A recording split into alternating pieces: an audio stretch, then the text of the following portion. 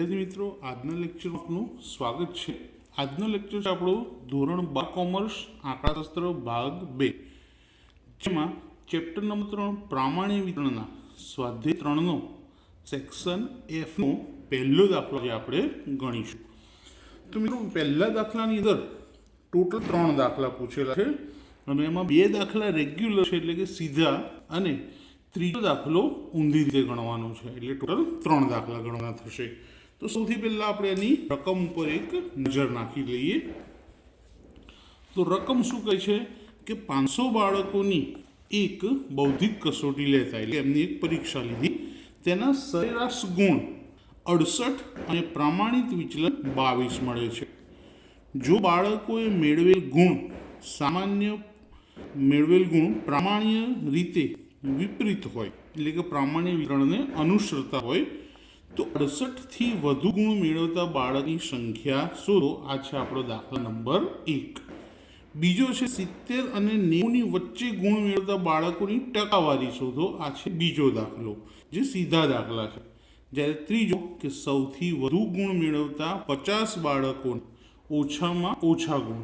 આ પહેલા અને બીજા કરતાં અલગ દાખલો છે અને આ એક અગત્યનો દાખલો કહી શકાય 4 માર્ક માટે। તો શરૂઆત કરીએ વિગતો લખવાથી।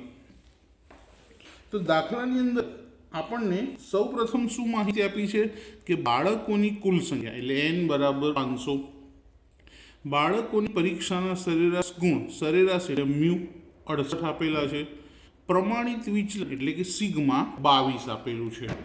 ક્વેશ્ચન નંબર 1, 68 થી વધુ ગુણ મેળવનારા બાળકોની સંખ્યા શોધવાની છે। તો આ 68 છે એને આપણે x1 ધારી લઈએ।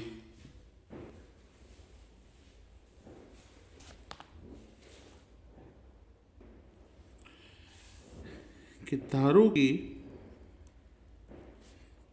x1 બરાબર 68। હવે 68 થી વધુ કીધું છે, વધુ આવે એટલે ગ્રેટર ધેન આવે, તો x greater than or equal to x1 is equal to p x greater than or equal to x1 કેટલા ધારી લીધા છે આપણે 68। તો આ રીતે એને સંકેતમાં લખી શકાય। હવે x1 ને z1 માં ફેરવી દઈએ। z1 બરાબર x1 minus mu upon sigma. x1 ની કિંમત 68, મ્યુની કિંમત કેટલી છે 68 અને સિગ્માની કિંમત છે 22। હવે 68 માંથી 68 જાય તો શું આવશે 0, 0 ના છેદમાં 22 માટે z1 બરાબર, તો 0 ના છેદમાં કોઈ પણ રકમ હોય જવાબ શું મળશે આપણને 0 મળવાનો છે। એટલે z1 ની કિંમત શું આવી ગઈ 0, અને 0 તો આપણે ખૂબ જ સ્પષ્ટ રીતે આકૃતિમાં દર્શાવી શકીએ। તો હવે આને આપણે આકૃતિમાં દર્શાવીએ જરા। તો સૌથી પહેલા x અક્ષની ઉપર પ્રમાણીય વક્ર દોરીશું આપણે। બરોબર વચ્ચે z બરાબર 0 અને એને જ આપણે શું કહીશું z1। ડાબી બાજુ માઇનસ ઇન્ફિનિટી, જમણી બાજુ પ્લસ ઇન્ફિનિટી। z1 ની વેલ્યુ 0 એટલે આ જ સ્તંભ આવશે। તો હવે z સ્વરૂપ લખીએ આને કે p z greater than or equal to z1 બરાબર p z greater than or equal to 0, એટલે કે z ની વેલ્યુ 0 કરતાં મોટી છે। હવે ગ્રેટર ધેન હોય એટલે કઈ બાજુ નિશાની આવશે જમણી બાજુ, લેસ ધેન હોય તો ડાબી બાજુ। અહીં ગ્રેટર ધેન આપેલા છે, અહીં પણ ગ્રેટર ધેન આપેલા છે, માટે 0 ની જમણી બાજુ નિશાની આવશે। તો 0 ની જમણી બાજુ તો અહીં લખીએ કે p z greater than or equal to 0। તો ડિઝાઇન વાળો ભાગ કેટલેથી કેટલે સુધી છે તો 0 થી ઇન્ફિનિટી સુધી। તો 0 less than or equal to z અને લેસ ધેન પ્લસ ઇન્ફિનિટી। હવે 0 થી ઇન્ફિનિટીનું ક્ષેત્રફળ કેટલું હોય 0.5000। કેટલું હોય એનું ક્ષેત્રફળ 0.5000, તો આપણને ખબર જ છે। તો આની સંભાવના આપણને મળી 0.5000। પણ આપણે શું શોધવાનું છે બાળકોની સંખ્યા। બાળકોની સંખ્યા કુલ કેટલી હતી 500, તો 68થી વધુ ગુણ મેળવનાર, તો લખીએ કે 68થી વધુ ગુણ મેળવનાર બાળકોની સંખ્યા બરાબર કેપિટલ N ગુણ્યા સંભાવના શું મળી 0.5000. કેપિટલ N એટલે કુલ બાળકો કેટલા છે 500 ગુણ્યા 0.5000 અને આ બંનેનો ગુણાકાર કરીએ તો જવાબ મળશે 250. તો 250 એવા બાળકો છે કે જે 68થી વધુ ગુણ મેળવે છે. તો આપણા પહેલા દાખલાનો પહેલો ટોપિક પૂરો થયો. હવે વધીએ ટોપિક નંબર 2 તરફ. તો મિત્રો ટોપિક નંબર 2 શું છે? તો 70થી 90ની વચ્ચે ગુણ મેળવનાર બાળકોની ટકાવારી શોધો. હવે આજે બેકગ્રાઉન્ડમાં થોડોક અવાજ આવી રહ્યો છે કારણ કે 22 જાન્યુઆરી 2024 શ્રી રામ ભગવાનના જન્મદિવસનો શ્રીરામ મંદિરનું ઉદ્ઘાટન હતું એટલે એના ફટાકડાનો અવાજ આવી રહ્યો છે, તો થોડુંક એને ઇગ્નોર કરજો. હવે 70 થી 90ની વચ્ચે કીધા એટલે આપણી પાસે x1 અને x2 બે કિંમતો છે. x1 બરાબર 70 અને x2 બરાબર 90 લઈએ. હવે આપણી પાસે મ્યુ બરાબર કેટલા હતા 68 અને સિગ્મા બરાબર 22 હતા આગળ આપણે લખેલા દાખલામાં. તો x1 પરથી આપણને કઈ કિંમત મળશે z1 ની.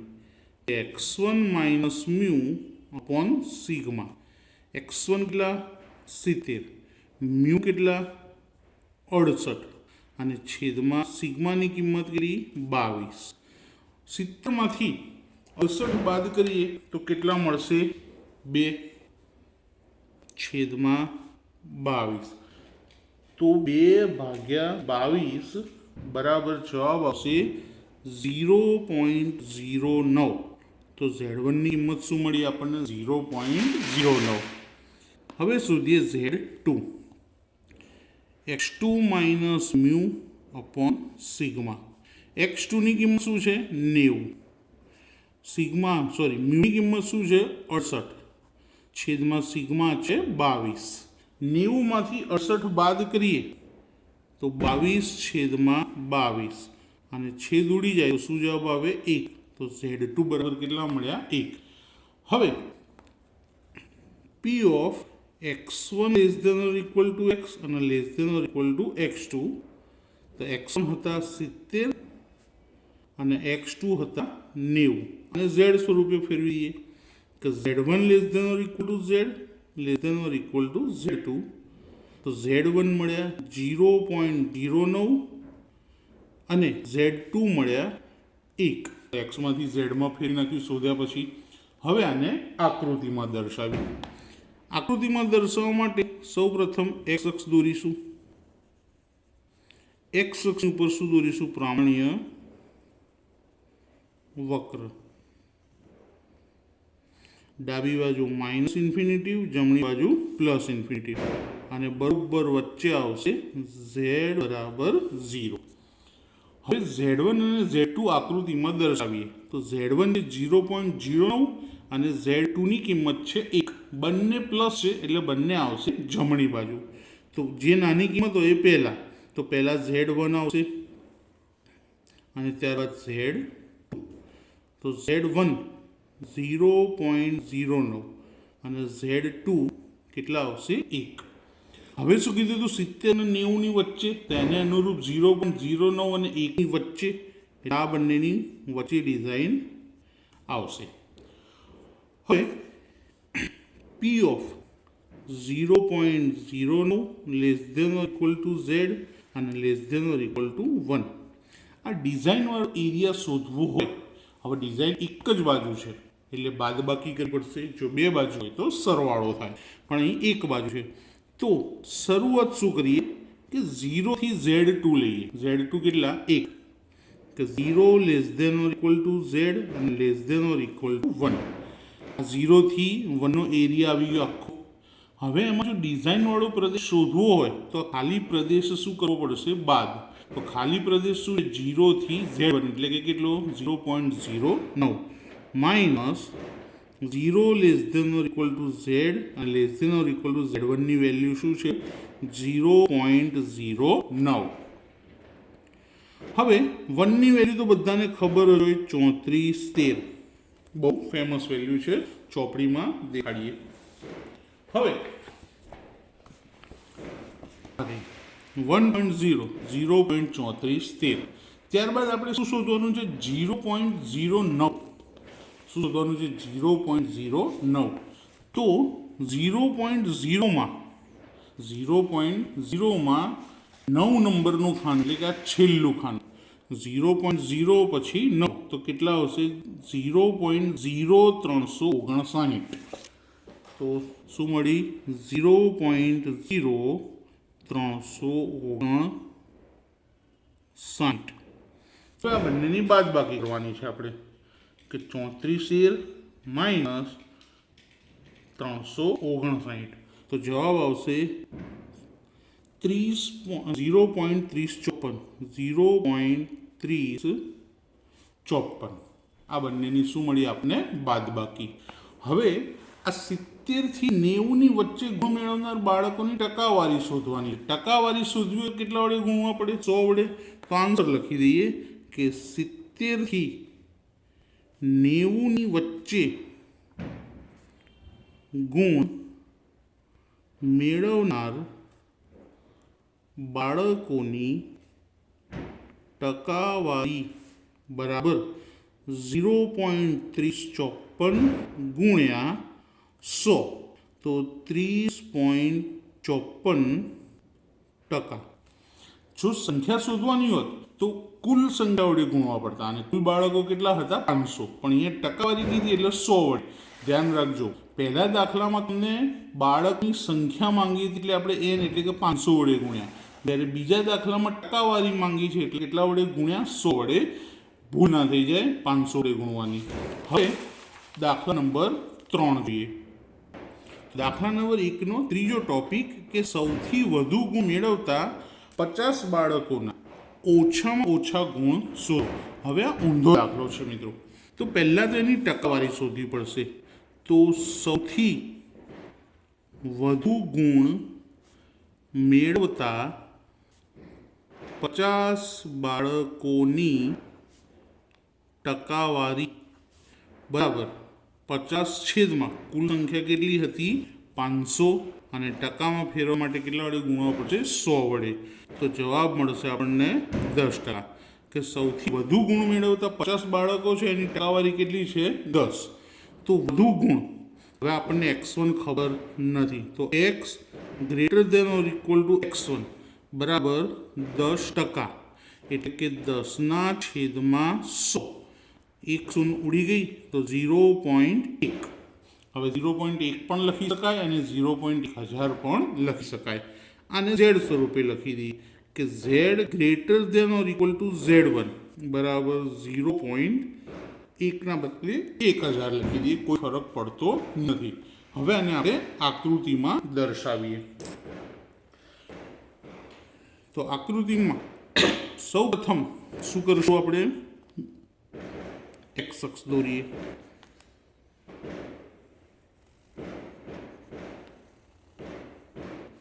માઇનસ ઇન્ફિનિટિવ પ્લસ ઇન્ફિનિટિવ અને વચ્ચે આવશે z બરાબર 0. હવે અહીં શું કીધું? સૌથી વધુ ગુણ મેળવતા 50. તો 0.1000 સૌથી વધુ ગુણ મેળવતા બાળકોની ટકાવારી. તો અહીંયા સૌથી ઓછા ગુણ મેળવતા બાળકો હોય અને અહીંયા સૌથી વધુ ગુણ મેળવતા, તો 1000 અહીંયા આવશે. આવી ગયા 1000. તો આ આપણું Z1 થશે અને આની સંભાવના થશે 0.1000. આપણે શોધવાની છે Z1ની કિંમત, તેના પરથી આપણને x1 મળી જશે.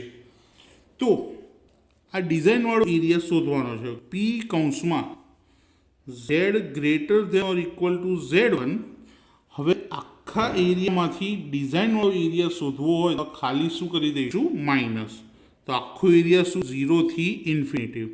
0 less than or equal to z અને લેસ દેન ઇન્ફિનિટિવ. માઇનસ ખાલી એરિયા કેટલો? 0 થી z1. 0 less than or equal to Z અને less than or equal to Z1. Z greater than or equal Z1 ની કિંમત આપણને ખબર છે 0.1000. 0 થી ઇન્ફિનિટીની કિંમત પણ ખબર હોય 0.5000 અને 0 થી Z1 ની ખબર નથી જે આપણે શોધવાનું છે. તો માઇનસ વાળું પર ડાબી બાજુ લઈ જઈએ તો કેવું થઈ જશે પ્લસ. તો આને ડાબી બાજુ લખીએ 0 less than or equal to Z અને less than or equal to Z1. 0.5000 જેમ છે એમના એમ. 0.1000 ને ડાબી બાજુથી જમણી બાજુ આવીએ તો કેવા થઈ જાય માઇનસ. તો 0.1000. તો P of 0 less than or equal to Z અને less than or equal to Z1 બરાબર 0.4000. તો અહીંયા આપણે આની સંભાવના કેટલી મળી અથવા તો ક્ષેત્રફળ કેટલું મળ્યું 4000. હવે ઝેડ ટેબલમાં જોતા ક્યાં જોવું પડશે ઝેડ ટેબલમાં અને એનું આપણે કોષ્ટક બનાવીએ. તો કોષ્ટકમાં શું લખ્યું મિત્ર કે કોષ્ટક પરથી અને ક્ષેત્રફળને ઝેડ પ્રાપ્ત થાય. કોષ્ટકમાં શું જોઈશું કે 0.4000ની પહેલાની નજીકની કિંમત અને 0.4000ની પછીની નજીકની કિંમત અને એની સરેરાશ લઈશું. તો કોષ્ટકની અંદર જે કિંમતો આપી એ ચડતા ક્રમમાં આપી હોય છે. તો 0.4000ની આજુબાજુ તો આ રહ્યું કે 0.3997 અને 0.4015 આ બંનેની વચ્ચે 4000 આવી જશે. તો પહેલાની શું આવશે 0.3997 અને પછીની શું આવશે 0.4015. તો પહેલાની કિંમત 0.3997 અને 0.4015.